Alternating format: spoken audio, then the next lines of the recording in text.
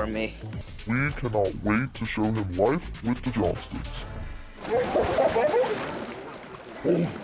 Wife Carrie represents Finland. There is a wife here. However, this wife we don't use that is not going to be Carrie. No. So we're going to use dummies. Make sure you make our wives look pretty. A lot goes into sprucing up a house to ready it for hosting an event, as the stars of 7 Little Johnstons learned when planning a wedding in the backyard of the family home in Georgia. For Liz Johnston and Brice Bolden, who share daughter Leighton Bolden, too, and just announced that they have another baby on the way, transforming the Johnston family's ranch-style abode in Forsyth into a bona fide wedding venue for their November 2025 nuptials meant clearing infected trees from the backyard field where they intended to place a tent for the reception. Throughout the TLC series that features the tight-knit family of 7 who all have achondroplasia dwarfism, the Peach State property owned by Liz's parents, Amber and Trent Johnston, has served as home base for Liz and her 4 siblings, Jonah, Anna, Alex, and Emma. Shortly after Liz got engaged to her longtime boyfriend in May 2025 during a beach vacation to Pensacola, Florida, the bride-to-be decided there'd be no better place to say, "I do," than her mom and dad's sprawling estate, so the family sprang into action to plan the fall affair. Liz and Brice's road to the outdoor altar has taken center stage on season 17 of the show, which premiered March 17th. But excitement over the couple's engagement very quickly turned into stress about wedding day logistics, with all the talks about the timeline, concerns over costs, and an eventful dress shopping trip. On an upcoming episode of the show, Liz, along with Brice and her parents, meet Julie, the wedding planner, for a site visit behind the Johnston home to work out where everything will go on the big day and what will need to be removed beforehand. In an exclusive clip from the forthcoming episode, titled "It's Giving Bridesmaids," the Johnstons welcome Julie into their farmhouse-inspired entryway, and the wedding expert wastes no time taking the lead of the meeting. "Y'all ready to plan?" she says. "Yeah, let's go see it." As the group makes its way through white French doors and out to the backyard, Trent casually drops some advice for his future son-in-law about how to handle what's about to be discussed. "I've already told Brice. The best way to get through this is to say, 'It looks great.'" "Oh, I think that's fabulous," suggests Trent. Having been through this many times before, Julie concurs the best thing for Brice to say is, "Yes, whatever you want, honey."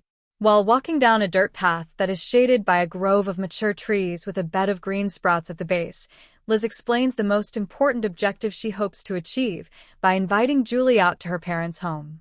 "So Julie and I have been having a lot of talks with each other in regards to planning this wedding down in my parents' field, and we've shared lots of inspirations and stuff, but she wants to get to the real view and to start nailing down where all of our big items will be," she says. Armed with a file full of paperwork and sketches of the proposed outdoor floor plan, Julie jumps into wedding planning mode.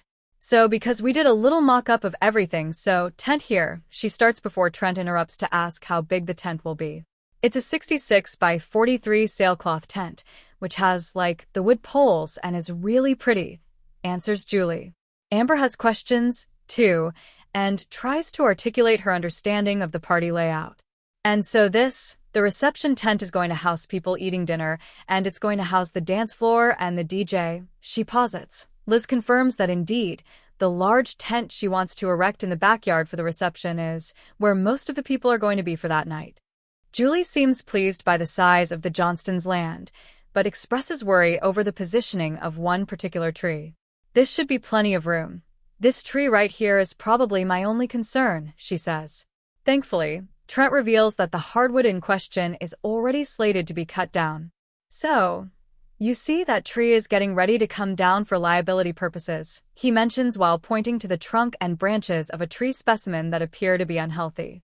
Meanwhile, Amber motions to another tree that's placed in a potentially problematic spot. "Yes, but we probably need to go ahead and get rid of this tree," she adds. Even when Trent voices that the trees on the chopping block are a beautiful oak and a sweet gum, Amber bulldozes ahead with her recommendation. "Well then, take both of them out," she states without beating around the bush.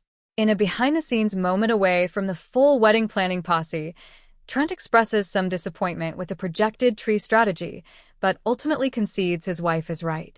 I guess a 2-hour wedding is more important than a 50-year-old tree, so we have to take down definitely 2 trees, he begins. But when you ask me, I'm like, oh gosh, we had dead trees down here. I have about 4 trees that need to come down. In a June 2024 interview with People, Elizabeth laid out her family planning strategy with honesty and humor. She noted that while Brice was initially hesitant about expanding the family too quickly, she had a persuasive argument ready. I think one day when Leighton's a little older, maybe closer to school, I can convince him for us to just have one more, she explained. One more try for a little person is what I tell him. Just for us to try, because we would definitely be stoked about having one average and one little someday. She added a playful jab at her husband's stoic personality, joking, "It would be hilarious for us to have a boy version of me since we have a girl version of Brice." This desire to experience parenting a child with dwarfism, a perspective unique to her as a little person herself, adds an emotional layer to the pregnancy. While the couple has not yet publicly confirmed the status of the baby's growth measurements or potential diagnosis, the wait and see aspect is something Elizabeth has admitted she's looking forward to. A night and day pregnancy. While the announcement photos depict a perfect, happy family, Elizabeth has recently revealed that the road to baby B has been bumpier than her first. In an interview with Pop Culture.com following the announcement, the expectant mother got real about the physical toll of her second trimester. People have asked me, how has this pregnancy been different than Leighton's? And it definitely is a night and day difference, Elizabeth confessed. She was careful with her words, but did not hide the struggle.